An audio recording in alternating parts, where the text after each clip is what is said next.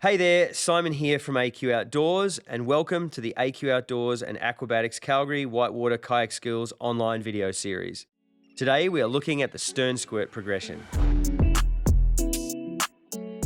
As with all our sessions, we try to layer simple skills to build a fully rounded and successful whole maneuver. Our Stern Squirt progression will be no different. If you work through the flatwater steps before the moving water ones, you have a much higher chance of success.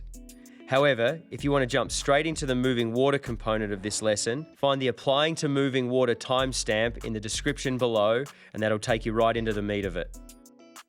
To get the most out of this video, you'll need to be comfortable with the following simple skills: edging your kayak, good body rotation, understand and be able to identify eddies, eddy lines and currents, the ability to enter and exit eddies confidently and consistently, the ability to roll consistently in the level of water you're attempting this in, and you should be paddling a low volume stern kayak. Either a half or a full slice whitewater boat is ideal. Ideal learning location. For this session, we're looking for a location with the following attributes. For the flat water component, just somewhere sheltered and deep enough to roll in. For the moving water, a defined and deep eddy line with an amount of current that you're comfortable with. Current that's relatively smooth. We don't want too many waves, boils, or whirlpools to start with. Ideally, the eddy will be long enough that you can do the move, point back into the eddy, make it back to the top, and rinse and repeat. You want the eddy as hazard-free as possible, so if you make an error, the consequences are minimal. Why do we want to learn stern squirts? Because they're super fun. With the influx of half and full slice whitewater kayaks on the market, the stern squirt is making an understandable resurgence from its heyday in the 90s and early 2000s. Although play boats are relatively easy to stern squirt, the feeling of nailing them in longer half slice boats is so much more satisfying. It does require some technique, and that's what we're here to cover. As a side note, there are many different ways to stern squirt. This depends on the eddy line, the boat you're in, and a whole bunch of other factors.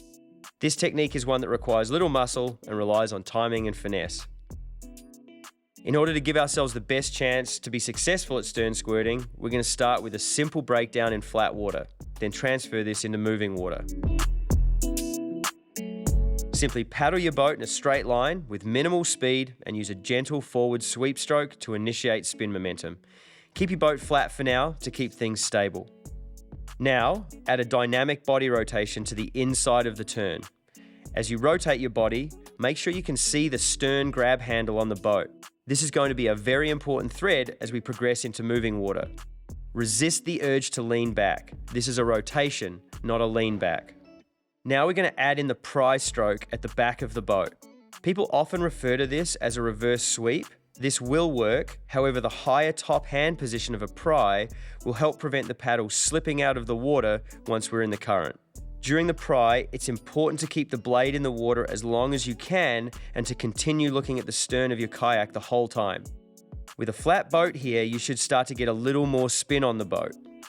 Now the scary part. We're going to add edge to this move. The goal of the edge is to dip it and slice it under the water, allowing the boat to pivot around the blade.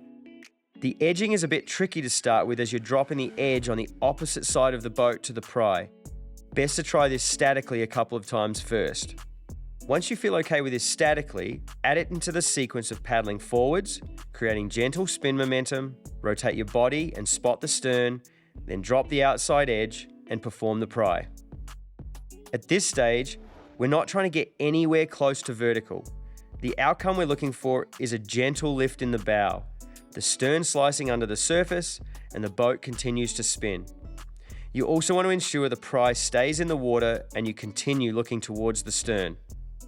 Once this is consistent, you can start to add a little more speed and start trying to get the stern to dip deeper, and in turn, the bow will become more vertical. Now, with this mileage in the bank, we're ready to move into the current and start trying it on eddy lines. If we have the mechanics right, this will quickly make it much easier to get more vertical than in flat water.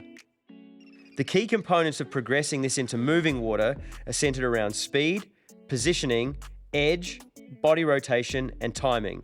We're now going to address these. Speed. People often think they have to go super fast to do this move. It's quite the opposite for this style of stern squirt. You want to come out slowly so when the boat starts to spin, it does so on the eddy line, not way out in the current. Positioning. We want to leave the eddy where the eddy line is most defined, which is typically near the top. Be sure to leave enough room for the stern to spin without hitting the rock creating the eddy. Edge and body rotation. As the boat starts to spin, which we want to come on not too fast, and on the eddy line, we want to gently drop our upstream edge and rotate to the inside or downstream side of the turn. At this point, it's super important to ensure you are looking back at the stern of your kayak, looking at the stern spinning in the eddy or on the eddy line. This part will ensure your body is rotated correctly. Timing. As you see the stern spin, you place the prize stroke as close to in the eddy as possible. This doesn't require a lot of force. If placed and timed correctly, the stern of the boat will dip under the eddy, into the eddy line, and then the current, and this is what helps the kayak go more vertical. This will take time, reps, and a lot of rolls to dial in. However, if you trust the process, try not to muscle it, and work on timing and positioning, you'll start to see results pretty quickly. One key thing that's often missed in stern squirting using this technique is that the edge has a soft transition into the current.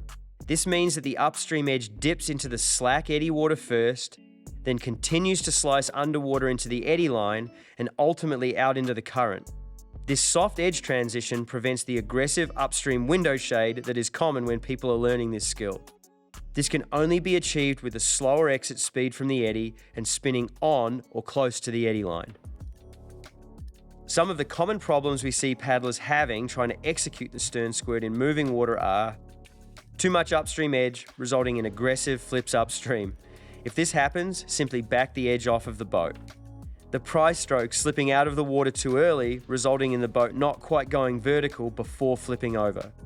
This can be resolved by bringing the top hand higher for the pry or by lessening the edge on the stern squirt attempt. The boat is too flat. This results in spinning on the eddy line, but not getting vertical at all. Lack of pressure building on the prize stroke, resulting in flipping. This often happens if the pry is not placed in the eddy or nearby. Play around with position and spinning closer to the eddy line. There are a lot of variables in stern squirts, so it's not realistic to list all the potential pitfalls. These are just some of the key ones that afflict many people learning this skill. There are a lot of nuances to this skill, but the big picture ones in our progression are: dial in the maneuver in flat water so the movements are familiar. Choose an easy and comfortable site to dial in the mechanics. Don't try and go super vertical to start with. Controlled, low-angle stern squirts are a great place to start.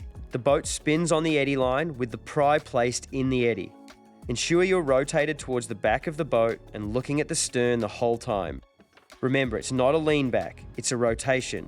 This is what brings on the power. The stroke is a high-angle pry, not a low-angle sweep stroke. The boat is rotating around the blade, not the blade pushing through the water. Be patient and celebrate the small successes. For many, this skill will take some work. It is, however, well worth the time investment. So that's the end-to-end version of the stern squirt. We hope you found the breakdown engaging and useful and has you playing in the vertical realm in the near future. If you have any comments or questions, please throw them in the comment section below and we'll get right back to you. Thanks so much for checking out this video. If you enjoyed it, please consider hitting the like button and subscribing to our channel. Or you can find out more information at aqoutdoors.com.